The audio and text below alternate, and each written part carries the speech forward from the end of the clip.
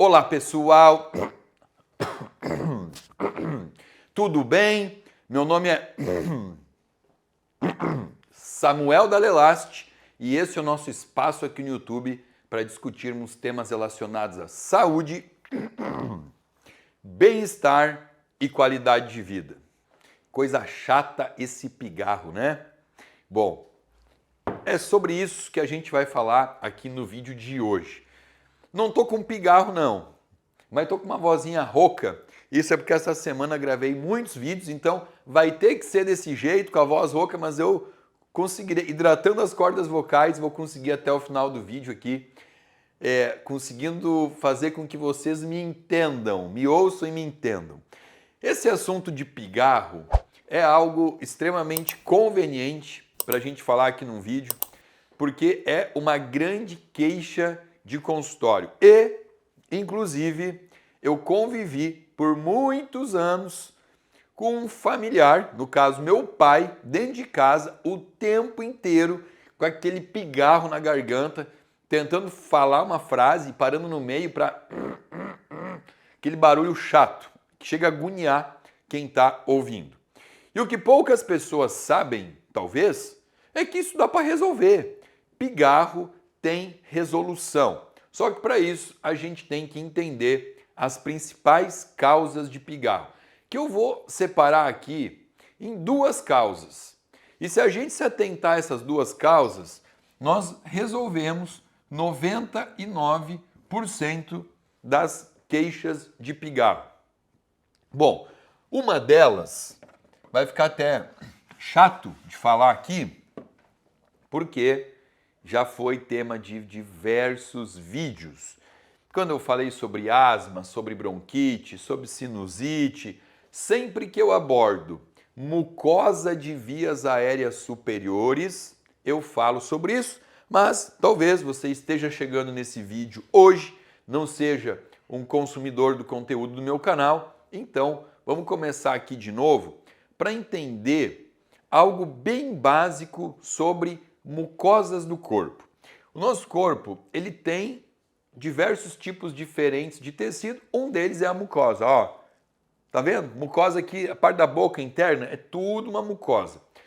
E a gente vai separar as mucosas em grandes grupos.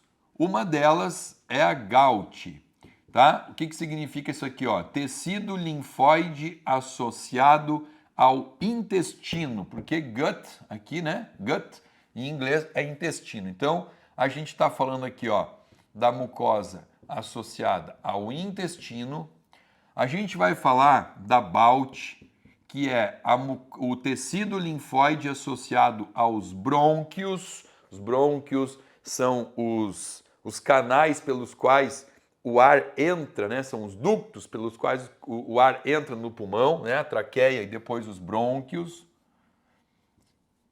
Nós temos a UALT, tecido linfóide associado a urogenital. Urogenital, que é a mucosa que recobre o ureter, a bexiga, a uretra, tudo que está por dentro, tudo onde tem contato com o xixi ele passa, desde que ele sai do rim, até ele chegar na parte final, que vai ser no pênis ou na vagina, pelo ósteo da uretra, ele vai estar recoberto por mucosa. Então aqui a gente vai colocar urogenital. O que faltou aqui? Urogenital. Tá faltando um. Intestino brônquio, NALT. Tecido linfóide associado ao nasogeniano, essa parte nasal. A parte nasal, tudo por dentro aqui, os seios da face, o nariz, tudo isso daqui a gente está falando de tecido de mucosa. Só que tudo isso aqui a gente vai chamar de MALT, tecido linfóide associado às mucosas. Por quê? Tudo isso aqui tem uma conexão, eles se conectam. E se a gente for trazer aqui qual é o maior orquestrador disso tudo, ou talvez influenciador. Quem é o influencer da MALT? Tá aqui, ó, intestino. Talvez por ser a maior mucosa do corpo inteiro, né? O intestino são quilômetros de mucosa, quando na verdade os outros tecidos representam muito menos expressão quando a gente compara com o intestino. Só que quando existe um processo inflamatório nas mucosas do intestino, isso muito comumente, não é uma regra, não é sempre, mas é muito comum que os pacientes manifestem um processo inflamatório em alguma outra mucosa ou em todas juntos. Como é que isso aqui vai se manifestar? Quando for na BALT, isso vai se manifestar, como eu já disse, asma e bronquite, bronquiolite, né? Aquelas criancinhas que todo inverno tem bronquiolite, as mães tratam sempre o pulmão, levam para o hospital, botam no oxigênio, usa corticoide, quando na verdade o problema sempre está aqui no intestino. Se não tratar o intestino, a microbiota. Quando eu falo intestino, eu estou falando de microbiota, tá? Se não tratar o intestino, não vai tratar nunca. Todo inverno a criança vai ter uma bronquiolite, uma bronquite e vai ter asma até adulto. Quando a gente tem aqui, voltando, né? Quando o intestino está inflamado, eu também posso ter infecções urinárias de repetição. Aquela mulher que tem a tal da cistite, todo mês, 3 vezes por ano, sei lá, é repetitivo, tem que parar e tem que pensar em intestino. E quando eu tenho rinites, sinusites, amidalites, otites de repetição, também para tudo e olha para o intestino. Ou seja, tudo vai levar sempre ao intestino. Bom, então, obviamente, um processo de inflamação no intestino está associado como um dos principais fatores de pigarro. O pigarro pode estar associado ao intestino. E parece meio louco de entender isso, imaginar isso, porque o que tem a ver o intestino com alguma secreção que fica na garganta?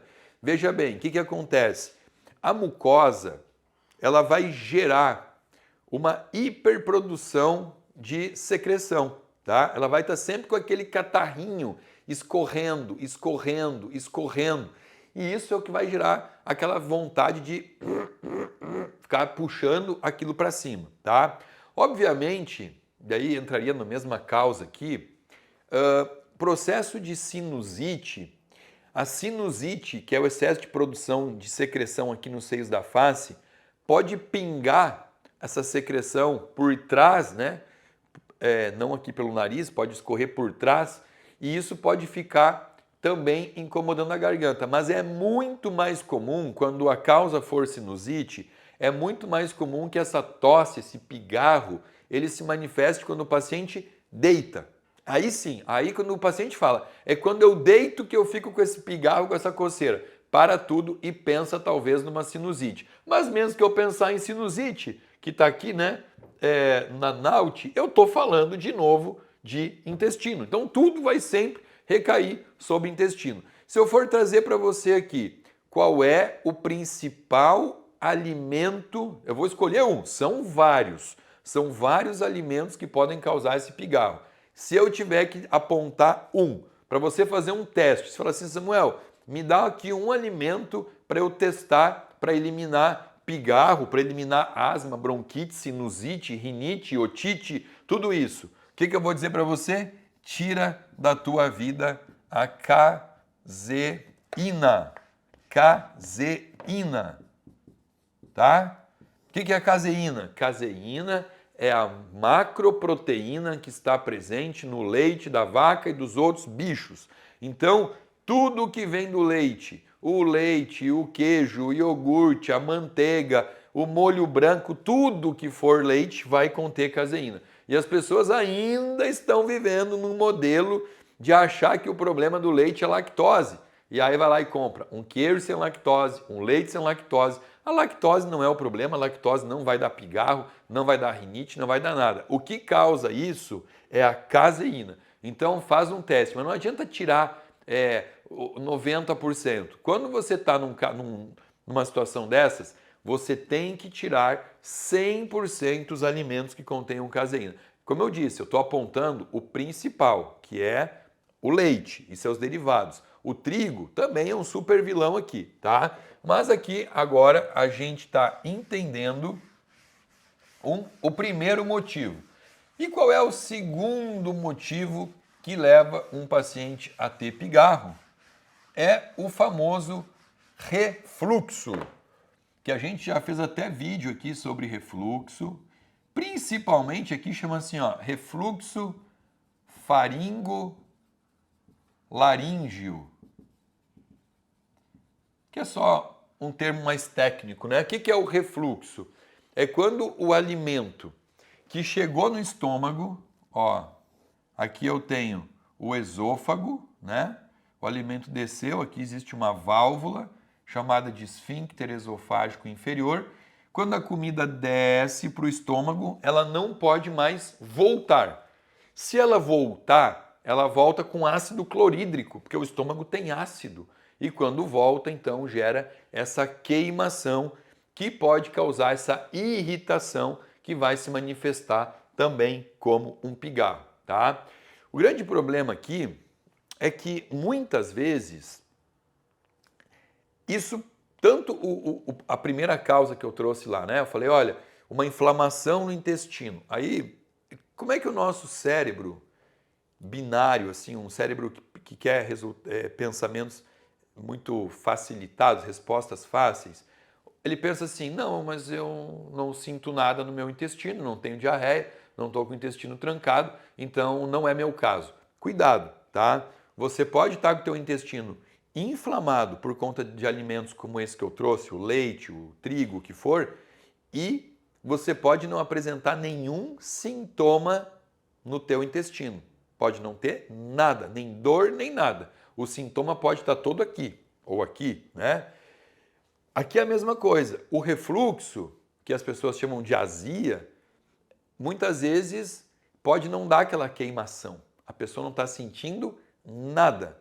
E ela vai lá e faz uma endoscopia, e a endoscopia mostra presença de presença de esofagite, né? Que é a inflamação do esôfago, que é o que está associado com o refluxo.